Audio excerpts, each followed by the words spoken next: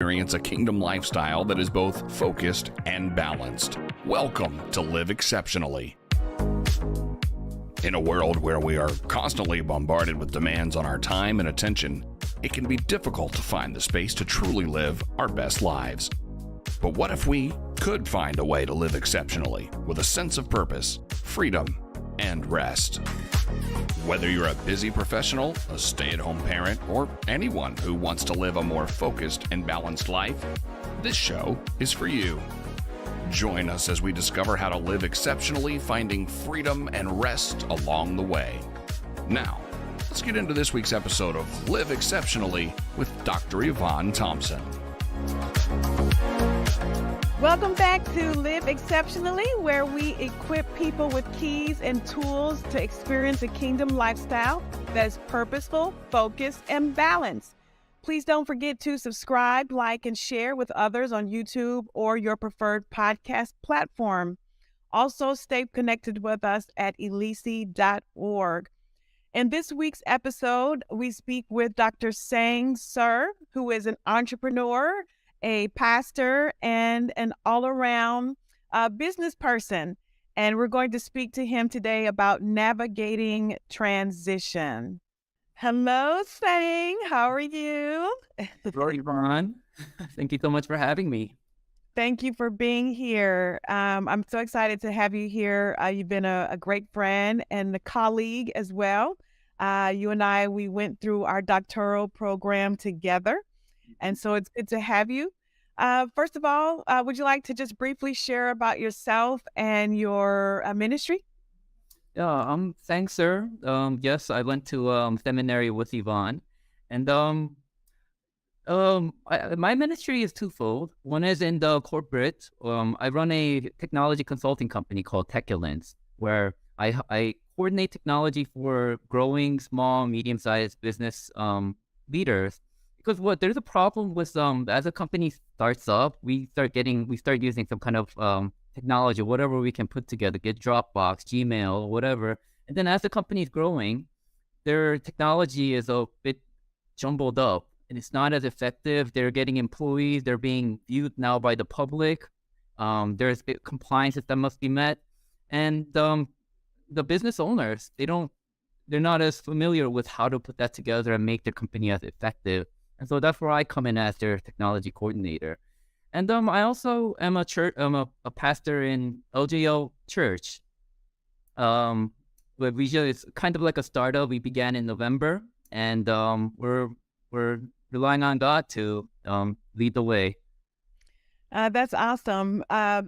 One thing, I think why we had such a strong affinity when we first met, other than just, liking one another as friends, is the fact that we both are bivocational, that I am in the marketplace, but also do a lot of ministry work as well. And then you as an entrepreneur, and then with businesses that you've worked in, also work extensively in ministry. And would you like to just share a bit about just some of the transitions that you faced it going back and forth between the marketplace and working in ministry? I don't know. I guess there's certainly part of, I want to spend some more time in prayer, spend some time in the Word because I need to preach each Sunday. But at the same time, there's a lot to be done, right? And so I gotta figure out how to juggle that time.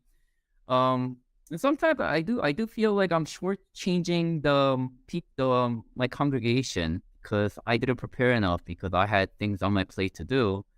But I guess what I like to believe, or what I want to, how I view all this is, work is ministry. By working with clients, by sitting with individuals, I'm doing ministry, and enabling other business leaders to be successful. That is ministry because they get to see me, they get to interact with me, and they know that I'm a Christian. And so then they might ask me questions later on. It's not like I have to persuade them by saying, here's the gospel, now believe it. It's rather how I demonstrate my life through the relationship we built or the time we spent together. And they ask questions. And then later on, as we have lunch together, as we have dinner together, I can, when they are interested, I can pull them, I can guide them, I can invite them to my church now. Amen. Would you like to talk a little bit about the church and what you all are doing? You said you're a recent startup, and y'all are doing some expansion in terms of some of the ministries and outreach that you're doing. Yeah. So yeah, we're trying to focus. So I've been serving in the Korean church for the last, let's say, 15 to 20 years. I forget how long now. But in particular, our church has been really focused on the Korean congregation. So I wanted to start something, that's more to the general public. Um, and for me, I guess one of the driving goals is the goal that I have for Prayer Tents, which is a nonprofit organization that I began in 2015, where the goal, in order to, I mean, it all began with how do I evangelize, and I wanna bring the case that in order to evangelize, or in other words, Jesus tells us, go make disciples, right? Make disciples of all nations. How do we do that? The starting point is for us to be disciples. So I'm trying to coordinate in a culture which we all live in of busyness. How can we have deeper relationship with one another so that we can have a deeper relationship with God? And as we build this deeper relationship with one another, we can welcome people to that kind of deep relationships. Today we live in a culture of social media, Facebook culture, where everybody's smiling, everybody's happy, while deep inside they're confused, they're lost. They're wondering, is there a God out there? And we as Christians, we got to step up. But in order for us to make disciples, we must first be disciples ourselves. And so that is a goal that I have for LGO.church. I want to make that happen, put that into practice. I think that is so powerful. A lot of times when I think about like marketplace ministry, oftentimes it's looked at as something separate. We work in the marketplace and then we do ministry. But what you talk about is so true that there's no separation. We're doing both of them dually. It's just the location of where we're actually doing the ministry, so to speak. And so I like that. And even with prayer tents, the focus on discipleship and getting people together to talk about the word, to share on the word, even the fellowship aspect of building relationships through the word as a foundation. So that's good. Do you want to share about any of your like challenges, like even with the marketplace ministry, being a pastor of a church, being an entrepreneur? You're so busy. I used to tease you about how you have the alphabet behind your name with all your qualifications. He's actually being very modest with saying, sir. He has probably about 100 degrees and technical qualifications. Just a brilliant, brilliant person. But what are some of the challenges that you face as it relates to being an entrepreneur? You mentioned, sometimes you feel like your church is at a disadvantage with, what you're able to share because of time limitations on preparation. What are some things that you face that are a challenge that and then how you overcome those challenges to encourage people who could potentially be listening who are facing similar circumstances? Oh, thanks for asking that. I guess, man, as a as a child of God, we're all called to be leaders. And being a leader means to be able to step up to things that are not there, that's not existent, not something that we've learned from our education or from, just the past, what we know. And so I think so I find myself, whether it be running a church or trying to build up a company, a consulting company, um, sometimes it's confusing. Am I doing the right thing? Evonne, we kind of started talking about this prior to this, but it's we do run into these challenges. It's like I didn't expect this, and in those times, I just turn back to God and say, I'm on my knees asking God, I don't know what I'm supposed to do here, but you lead the way. What I what I what I encourage younger people is to stop relying on our past experiences, because God does something so much greater than that. So this Sunday, I spoke on Gideon, and there was a battle between 300 men versus 135,000, and guess who won? And see, when we rely on our own strengths, that 300, God, he actually gathered 32,000 people, but God says, that's too many. I don't need that many people. Shrink it down. And then God shrunk it down to 300. And then the 301 against 135,000 people. That's a 450 times greater, right? But that can happen. Just like David fought Goliath. Everybody was afraid of Goliath, but David stood there. He ran up and he fought Goliath while everybody was shivering. And so I think as position of leaders, we are going to face things that are totally new, something that other people have not done. We don't know who to talk to because, who can we look to have gone through this unique experience that we are placed with? And so then I trust God. God's the one who's going to deliver. He's the one that's going to provide. And that's what I do. I get on my knees and say, Lord, I don't know what I'm supposed to do. And, I'm trying to extend my time, my daily time. I do find myself sometimes just busy doing work, but I am trying to expand my time to be much longer, that I can spend unhurried time with God. That's what I'm looking for, the unhurried time with God. Because sometimes I find myself even reading scriptures pretty quick. And I'm not reflecting as much. I'm not getting much out of it because, I'm just trying to check the box that I've done it for the day. But I need to get into a deeper relationship with God and trust Him for the results. And that's what I do when I face uncertainties and walls that I need to push through. I think that's powerful. There's two things that you talk about. One, when you talk about being leaders, there is a higher level of accountability, and also in regards to just the appropriate management of the things that we're assigned to, from a spiritual perspective, and also personally, how we manage that, just being good stewards over it. And that, things that we previously did, or how we approach things, prior to being in a position of leadership, it's a bit different. Like, we're still accountable, but there's like a higher level of accountability, especially when we're in a position where we're influencing people. Now we become a role model, an example that other people are either looking up to or modeling in their own lives. But then also the other thing that you say about being intentional with like prayer, and I find too, because I juggle a lot with working and having a business and being involved in ministry, that we can be so quick to do the work of ministry, doing tasks, ticking off my to-do list. But then in terms of when I'm actually spending time from a devotional perspective, even if I'm putting time in, is that time quality time? And you hit the nail on the head when you say, when you read the word, are you reading it too quickly?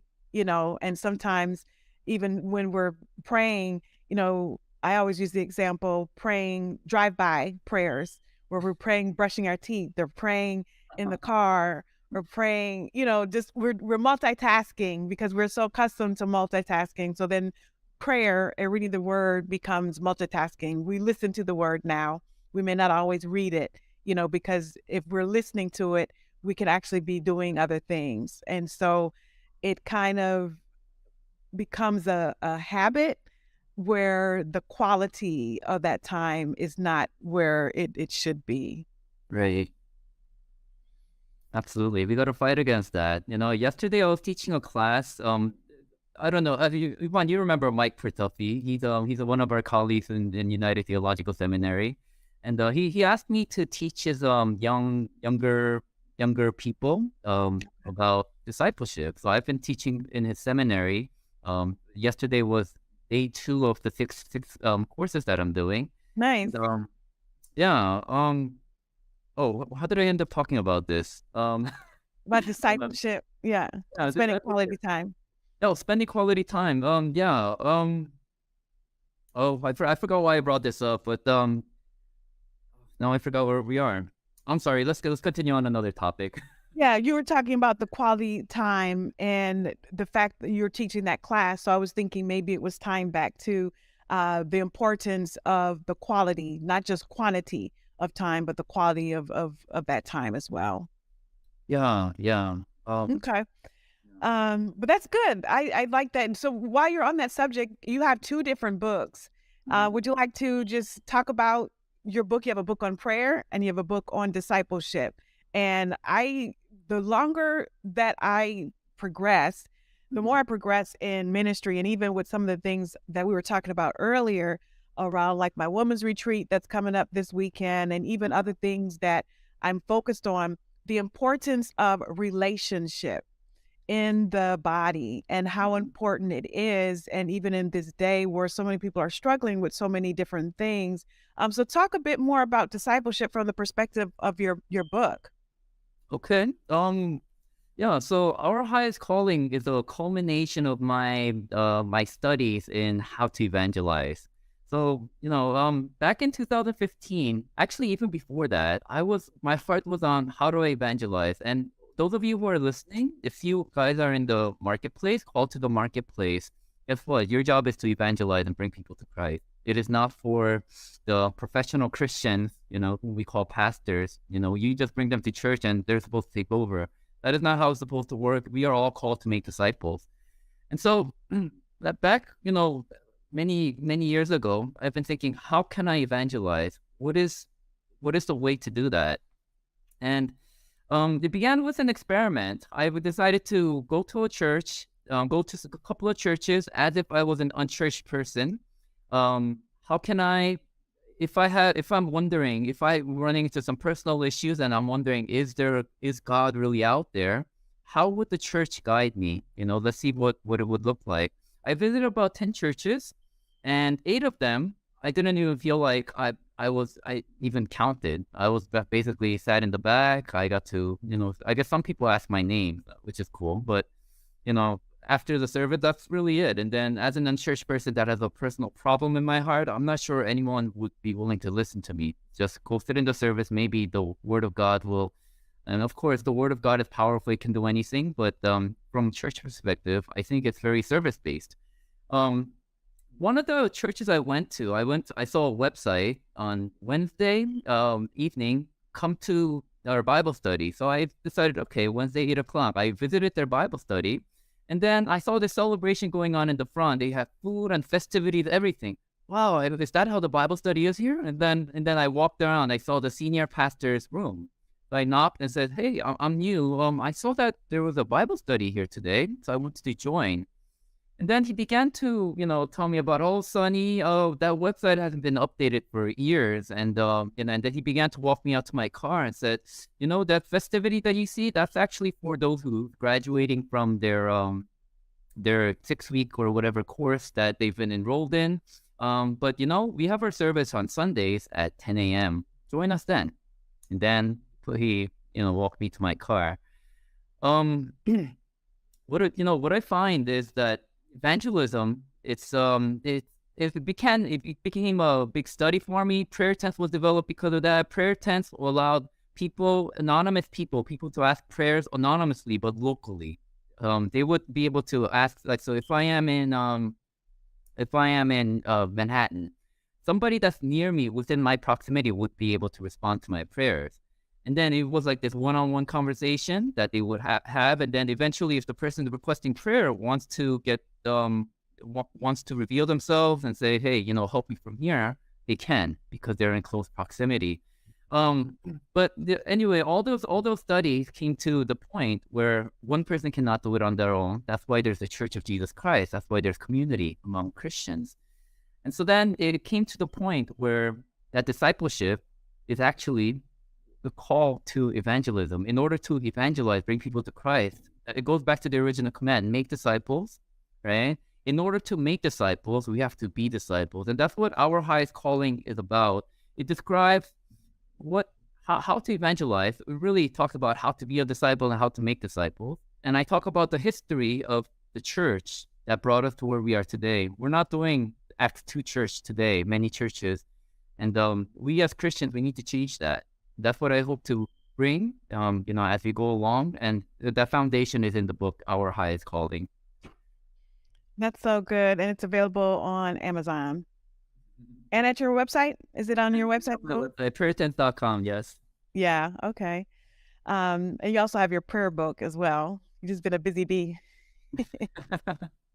Yeah, I wrote Well, I wrote that I wrote the book on prayer because of it was during the pandemic. Many people were coming to me asking for prayer, and I wanted to just say, hey, you can pray on your own. God hears you too. And there was instructions on how to pray, just basics on how to pray. And so if anyone is going through any kind of struggles at this time, yes, you reach out to your friends to pray for you, pray with you, but you can also pray on your own. That's what that book provides the guidance for. awesome.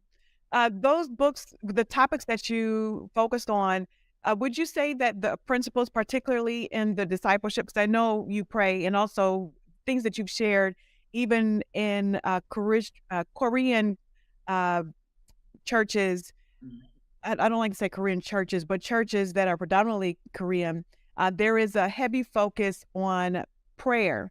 And I don't remember you talking about, was it the 5 a.m. prayers, how you all pray every morning at 5 a.m. And it's not like, a lot of churches, and especially we became spoiled during the pandemic. We just dial a conference dial or get on Zoom. But you all's 5 a.m. prayers are in the sanctuary. They're like in person.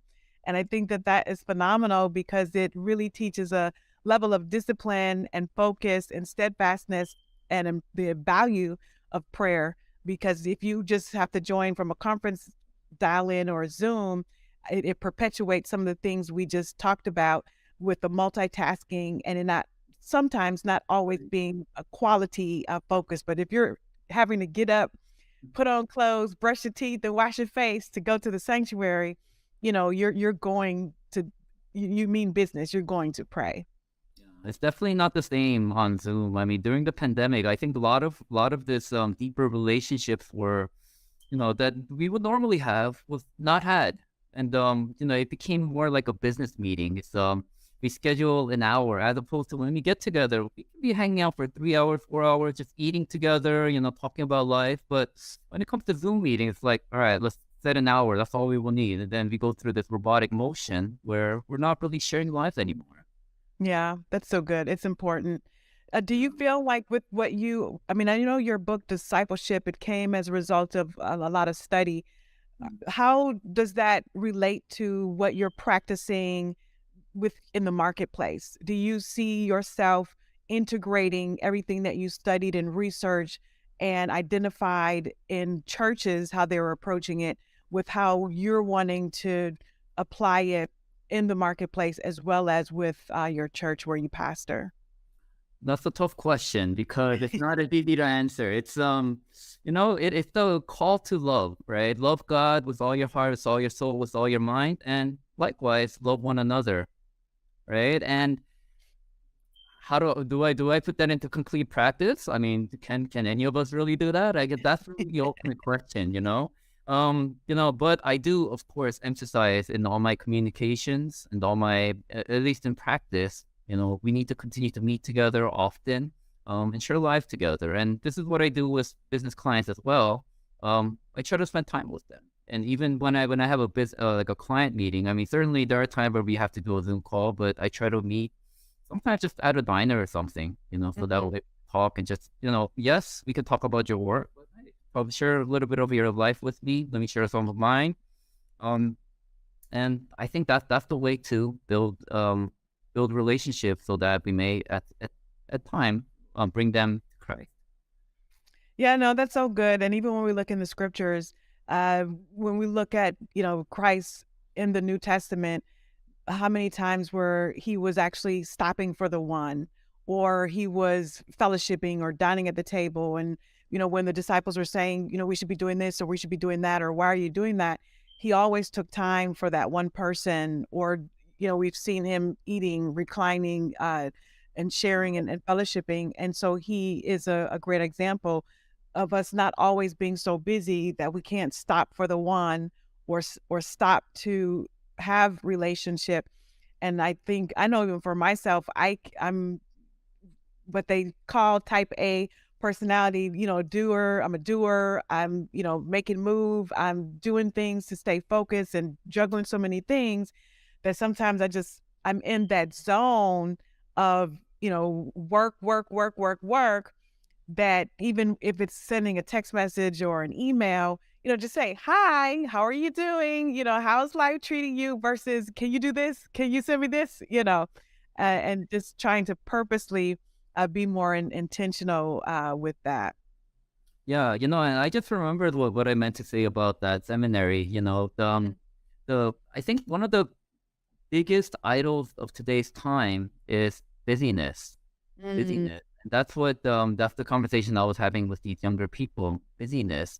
Busyness is what prevents us from having a deep relationship with God and with others. And so it is something that we really need to think about and we need to fight against. We do have a lot on our plates. In fact, we have, with the advent of internet, I actually talk about this in the book too, but with the advent of the internet and our mobile phones, guess what? We have infinite things to do. And so then I guess really it's the question of priority. Do we put God and others first, or is it really about money? And it's a challenge. It's a challenge, especially for the younger people and for really all of us. And we got to fight against this busyness, because that idol is going to get us away from God, away from others. No, that's awesome. That's a great point.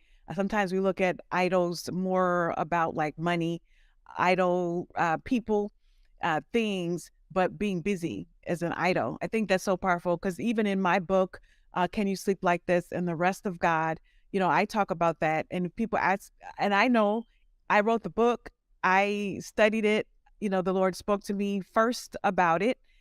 And even now, I'm still walking out those principles. I ask you the questions, how are you integrating it? How am I integrating rest in my life? It continues to be a process of taking time to, one, having quality time with the Lord, not being so busy, and prioritizing and being a good stewardship of relationships, of the things that are spiritual disciplines, as opposed to just always being on the go, go, go. So what would you want to share as your closing remarks, and share how people can get in contact with you?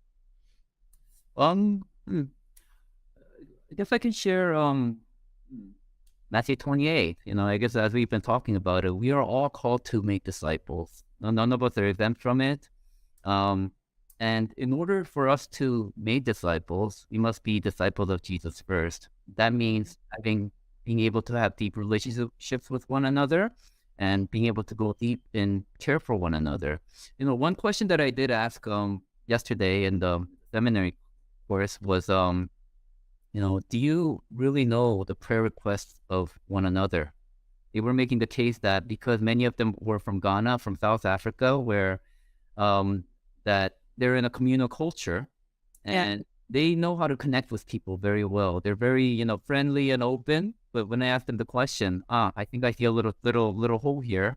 You really know each other deeply? And the answer was, no, not as much. And, we in America, I don't know if the audience is mostly in America, no different. We talk about going to church and we talk about loving God, but we don't really know others. You look at the prayer requests that you guys share when you get to a group meeting. I say this generally because I know this is how prayer requests are shared today.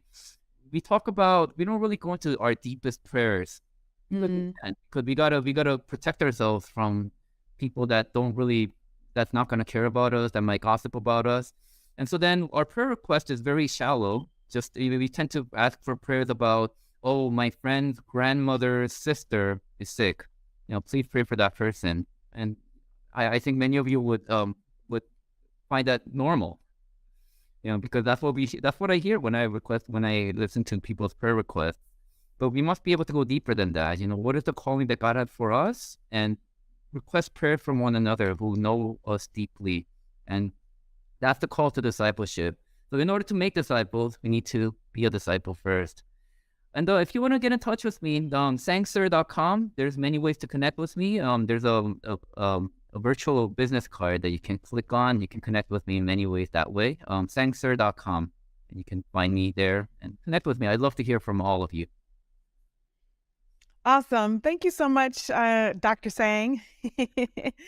And it's good having you. We definitely will be in touch. Well, that's all the time that we have for this week's episode.